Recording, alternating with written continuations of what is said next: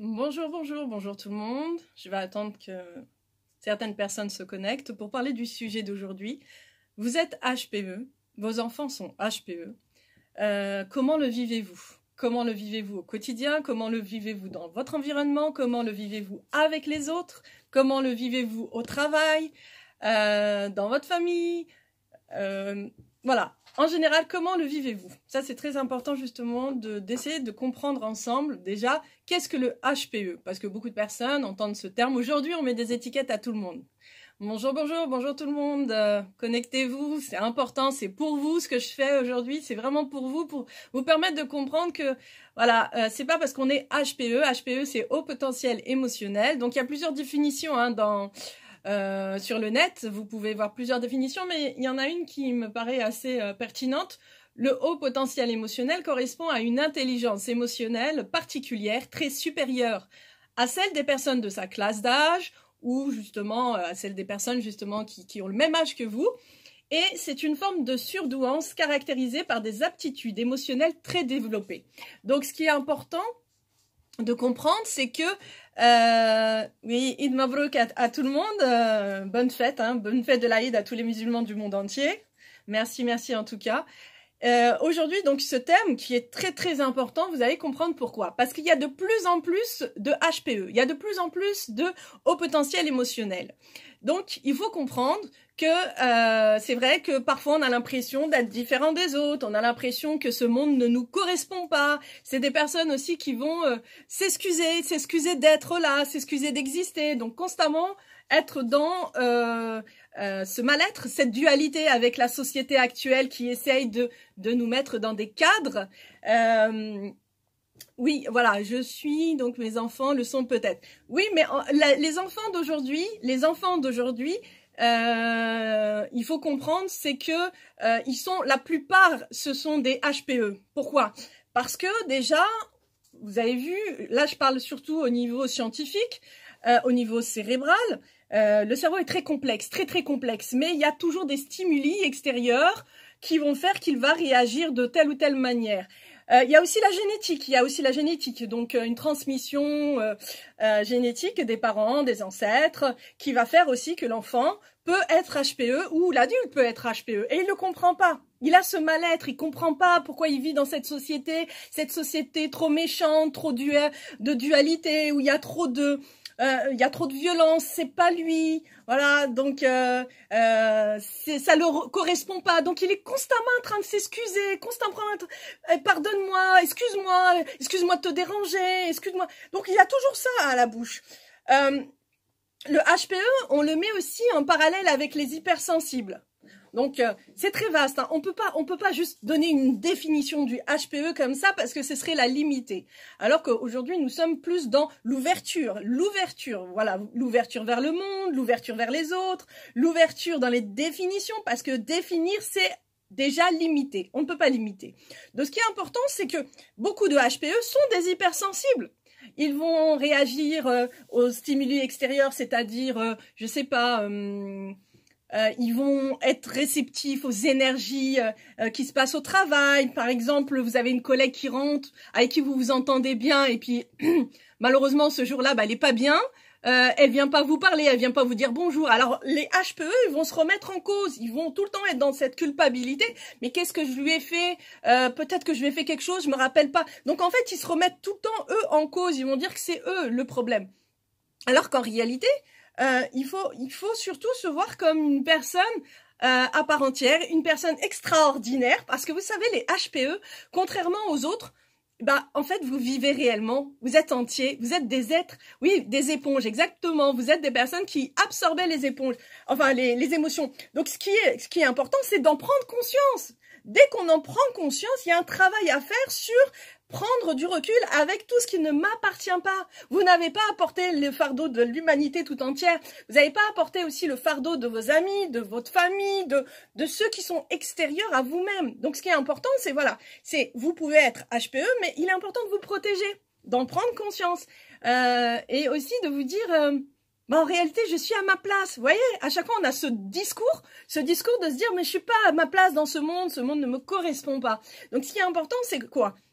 Si vous êtes à votre place, vous êtes exactement à votre place. Le synonyme d'hyper efficient, je peux pas dire le synonyme de hyper efficient parce que en fait déjà au niveau de comment dire de la définition de ce terme-là, je préférerais que ce soit plus un psychologue, psychanalyste qui vous réponde. Parce que moi, en tant que naturopathe, praticienne de santé, énergéticienne, je vais avoir ma propre vision des choses.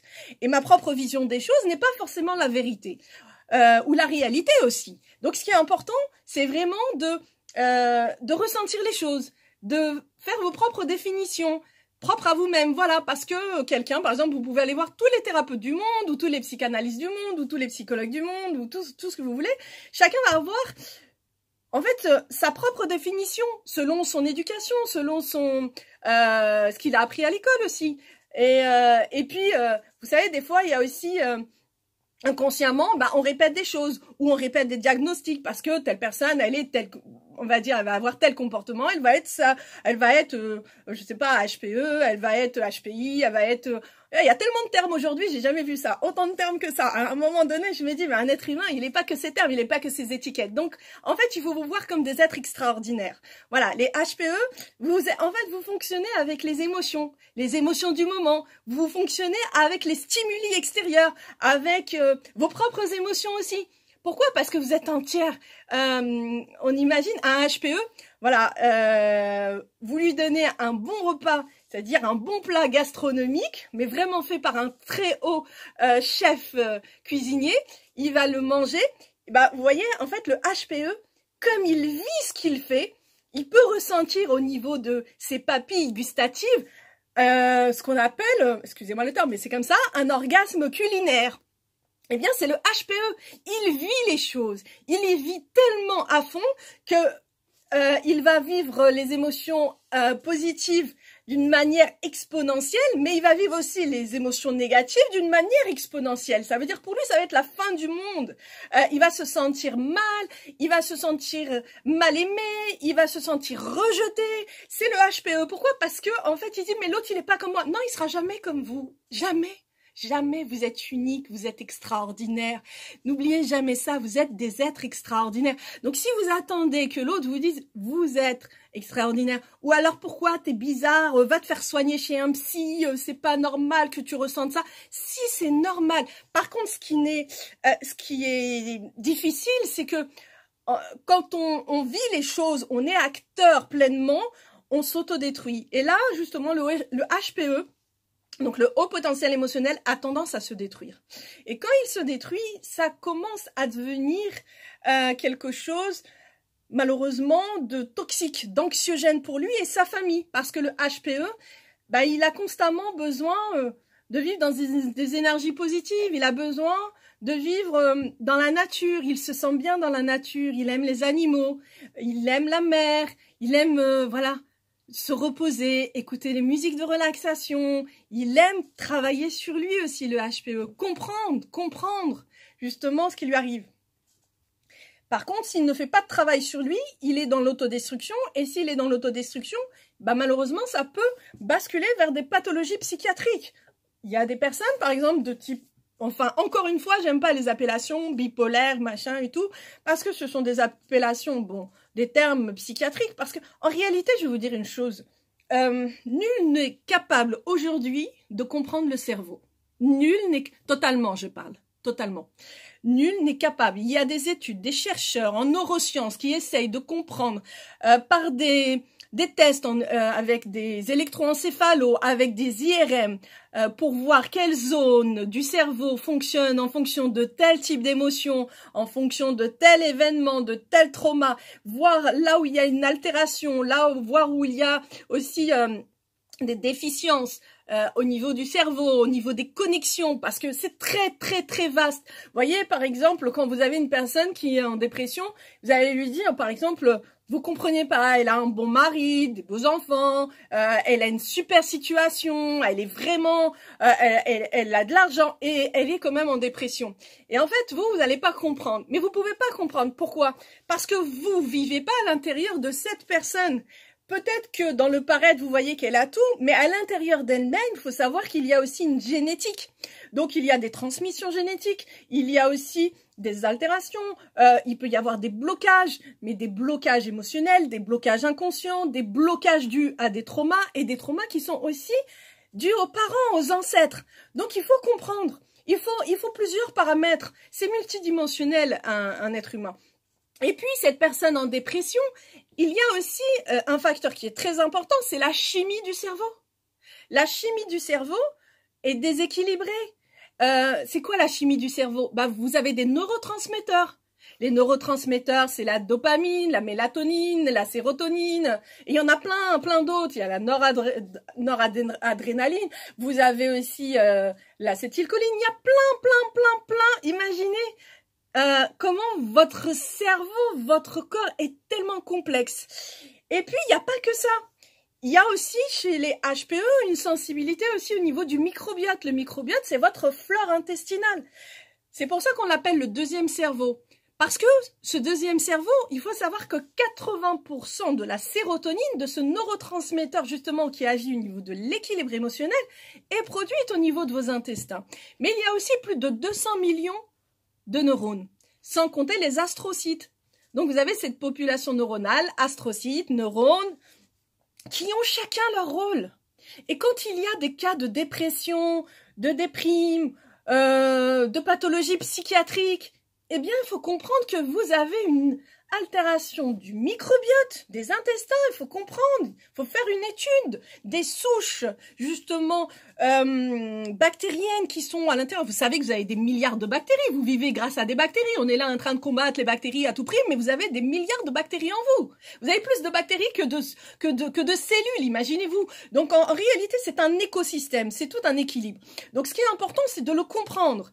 Et si vous le comprenez, donc vous comprenez qu'une personne qui peut avoir tout ce qu'elle veut, avoir l'argent, être célèbre ou ce que vous voulez, peut être en dépression parce que la chimie de cerveau, parce que le microbiote, parce que les mémoires transgénérationnelles, parce que vous avez aussi les chocs, les traumas non digérés qui vont aller au niveau inconscient. Donc vous avez des conditionnements, des programmations qui vont se mettre en route et en place. Et puis vous avez aussi chez certains enfants, et ça on le sait pas tout le temps, il faut vraiment faire des recherches. Et bon, comme j'aime étudier, j'ai repris mes études là en neurosciences, en lithothérapie. Enfin, je suis en train d'essayer de comprendre le fonctionnement cérébral, le fonctionnement humain, même si c'est très vaste, hein, parce que des chercheurs sont en train d'essayer de comprendre, mais ils pourront pas comprendre. Pourquoi? Parce que c'est tellement sophistiqué. C'est encore plus compliqué qu'un ordinateur, imaginez. Il y a plus de programmes, dans ce cerveau-là et de fonctionnement et de relations chimiques et des récepteurs, c'est extraordinaire. Et vous vous dites, ben voilà, l'être humain c'est tout ça. Alors chez certains enfants, selon des études, surtout les Américains sont assez forts et aussi en Iran aussi, il y a beaucoup de chercheurs, enfin partout dans le monde, de toute façon, il y a beaucoup de chercheurs aussi dans le monde entier. Et en fait, on s'est aperçu que les enfants qui sont nés avec césarienne, donc il faut savoir que les enfants qui sont nés avec césarienne ont un microbiote pour la plupart déséquilibré. Vous savez pourquoi?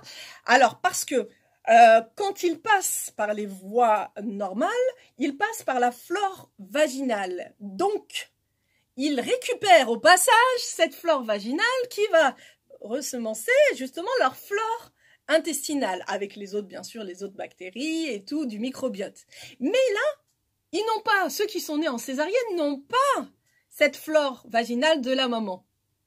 Et donc, ils vont vivre, et ce sont des enfants qui vont vivre avec la plupart du temps un déséquilibre du microbiote. Et lorsqu'on ne comprend pas ça, lorsqu'il y a un déséquilibre du microbiote, il y a apparition chez beaucoup d'enfants de ces troubles du comportement, ou des troubles HPE, ou des TDAH, ou bien aussi vous avez des troubles autistiques. Il y a énormément de problèmes de comportement chez vos enfants suite à ce microbiote déséquilibré ou suite au déséquilibre de la chimie du cerveau. C'est extraordinaire. Et là, nous sommes en train de nous dire « Ah, notre enfant, il est dur. Ah, ces enfants, ils sont mal élevés. Et on plaint les mamans ou les papas. Vous avez mal éduqué vos enfants. Pour ça, je parle pour les enfants. Et ce sont des enfants qui sont hyper connectés au monde, hyper connectés à l'environnement, hyper connectés à vos émotions. Si vous n'êtes pas bien, qu'est-ce qu'ils vont faire? Si vous êtes en tristesse, vous pleurez devant eux, ou alors vous n'êtes pas bien, la plupart du temps, ils vont s'énerver. Ils vont être agressifs avec vous. Et vous allez dire, mais moi je suis pas bien et en plus il en rajoute, j'en peux plus, j'en ai marre. Et en réalité, c'est parce qu'ils ne supportent pas les émotions négatives. Ils ne savent pas mettre des mots dessus. C'est un problème de décodeur, de communication. Ils ne savent pas mettre de mots dessus. Donc, ils vont réagir agressivement. Pas parce qu'ils vous aiment pas ou qu'ils veulent vous faire du mal. Parce qu'ils sont en souffrance de vous voir souffrir. Donc, vous comprenez comment ça fonctionne. C'est pour ça que, en réalité, il est important de se poser les bonnes questions. Les hyperactifs, c'est pareil. Les enfants hyperactifs, on les met dans la catégorie des TDAH, donc des troubles de l'attention et hyperactivité. Donc c'est pareil, ce sont des enfants extraordinaires, ce sont des enfants hyper réceptifs. Il faut juste, ils n'arrivent pas à canaliser leur énergie, leur trop plein d'énergie, parce qu'en fait, ils sont tellement ouverts que ce sont des aspirateurs d'émotions, ce sont des aspirateurs d'énergie. Puis aujourd'hui, avec la pollution électromagnétique, le 5G, 4G, le Linky, le je sais pas quoi encore, on a tout connecté. Même notre frigo, il est connecté. Bon, pas le mien, hein, mais les frigos sont connectés, les toilettes vont être connectées, tout vont être connecté, et on vous empêche de réfléchir par vous-même, de prendre un papier, de prendre une feuille, d'écrire, de jouer avec vos mains, de faire les choses. Aujourd'hui, on vous met tout sur un plateau d'argent, et quand on fait aussi des études, selon certaines études que j'ai vues, dans les troubles, le taux important de troubles chez l'enfant est le plus important dans les pays industrialisés. Pourquoi? Plus que dans les pays en voie de développement. Parce que dans les pays en voie de développement, ils n'ont pas tous nos trucs, nos tablettes, nos téléphones, nos ordinateurs, la télévision. Non, ils n'ont pas tout ça. Ils ont leurs mains. Ils aident les parents à faire le ménage, à faire à manger, parce qu'ils sont pauvres. Alors, ils vont faire tout avec la main. Ils vont laver le linge avec la main. Ils vont toucher l'eau. L'eau est une énergie. Ce sont des ions négatifs. On appelle négatifs, mais ils sont positifs. Donc, ils vont toucher. Ils vont tout faire avec les mains. Ils vont... S'ils ont un trou, je sais pas, dans une chaussette, ils vont reprendre. Ils vont pas jeter et repartir racheter. Non. En fait, ils utilisent leur intelligence. Ils utilisent le manuel parce que vous avez besoin de toucher. L'être humain a besoin de toucher. Si vous comprenez pas ça, aujourd'hui, on est dans une société du virtuel, du paraître. On ne touche plus. On n'est plus là en train de prendre l'enfant dans les bras ou l'adulte dans les bras, lui faire un câlin, de lui dire voilà qu'on l'aime. Parce que c'est important. Ça crée justement des neurotransmetteurs du bien-être, du bonheur. Il faut le comprendre. Donc aujourd'hui, on est plus dans la société de « je te parle, mais t'es loin de moi ». Et puis, le coronavirus, malheureusement, a augmenté les troubles chez certaines personnes, surtout ces personnes qui sont HPE. Parce qu'ils sont en résonance avec tout ce qui se passe dans le monde. Donc beaucoup, malheureusement, de ces HPE vont aller vers des dépendances alimentaires, la cigarette, l'alcool, les drogues, quand ils sont pas compris. Vous voyez, quand ils sont pas compris, donc en fait, on les met dans des cases, on leur dit « mais t'es nul, mais tu sais rien faire, mais je sais pas moi, tu es trop méchant, tu es trop agressif, tu es trop ceci, tu es trop cela ». Mais à un moment, ils ont juste besoin de compréhension. Ils ont besoin d'aide. Ils ont besoin qu'on leur dise « tu es tout à fait exceptionnel ». Tu dois faire de tes faiblesses, c'est-à-dire, comme tu ressens tout potentiellement, comme tu ressens tout à fond, tu dois faire de tes faiblesses une force. Soit dans la créativité. Créer des choses. Ce sont des personnes, que ce soit les enfants et les adultes, qui ont beaucoup d'imagination, beaucoup de créativité. Faut leur faire du sport, faut leur faire de la danse, tout ce qui permet justement de se réconcilier avec leur corps, parce qu'ils ne s'aiment pas, ils ont un manque de confiance en eux, d'estime, ils ont toujours besoin d'être rassurés parce qu'on les a rabaissés et que eux-mêmes ont un manque d'estime d'eux.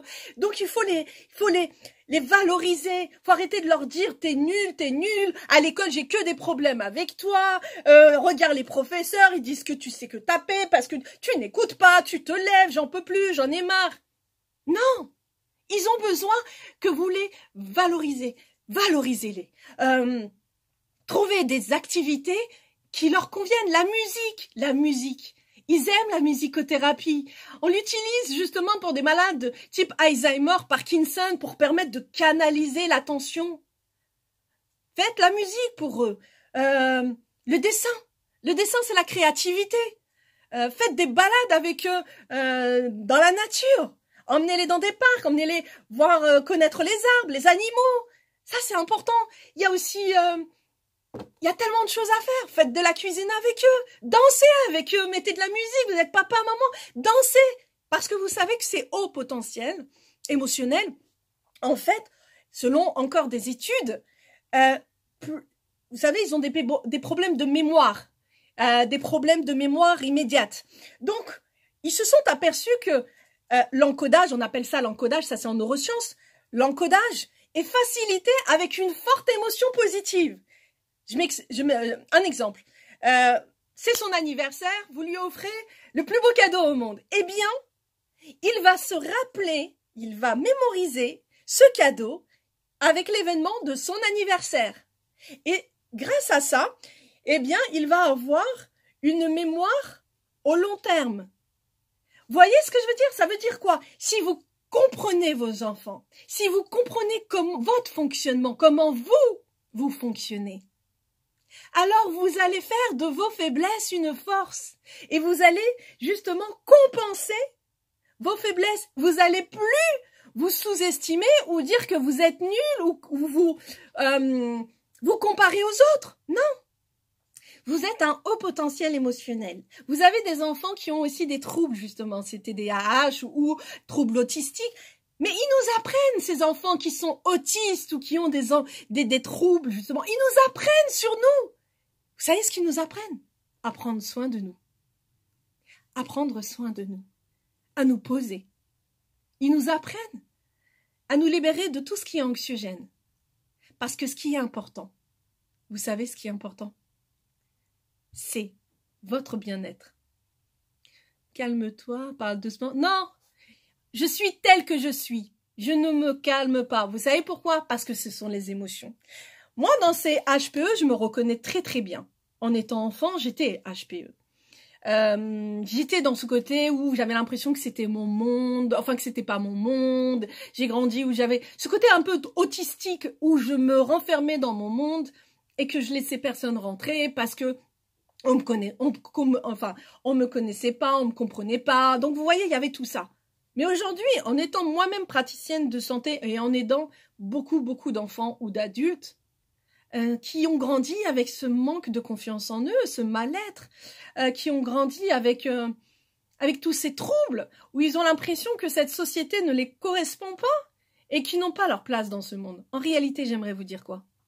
Voilà, vous avez votre place. Arrêtez de vous excuser, d'être celui que vous êtes et n'essayez pas de ressembler à qui que ce soit. Parce que le plus important, c'est d'être fier de ce que vous êtes. Juste, soyez la meilleure version de vous-même en travaillant sur vos émotions anxiogènes, en travaillant sur toutes ces émotions toxiques, toutes les mémoires transgénérationnelles toxiques. Et c'est pas parce que vous avez des troubles qui sont des troubles génétiques que c'est la fin du monde. Bien au contraire. Bien au contraire. Tout est possible dans le champ de tous les possibles. Et vous êtes le champ de tous les possibles. Alors n'oubliez pas, c'est pas parce que vous êtes haut potentiel émotionnel que vous n'êtes pas à votre place. Bien au contraire. Apprenez aux autres, transmettez aux autres parce que vous êtes le meilleur radar de tout ce qui est positif ou négatif. Les HPE, ils ont cette capacité où ils sont très clairvoyants, beaucoup d'intuition. Vous allez toujours vous confier aux HPE. Pourquoi? Parce qu'ils ont cette capacité justement de ressentir les choses et la plupart du temps c'est juste. Ils ne se trompent pas. Donc n'oubliez jamais ça. N'oubliez jamais ça. Oui, restez naturel, C'est très important. Restez soi-même et surtout, aimez-vous comme vous êtes et vous allez réussir. Ciao, bye. Prenez soin de vous.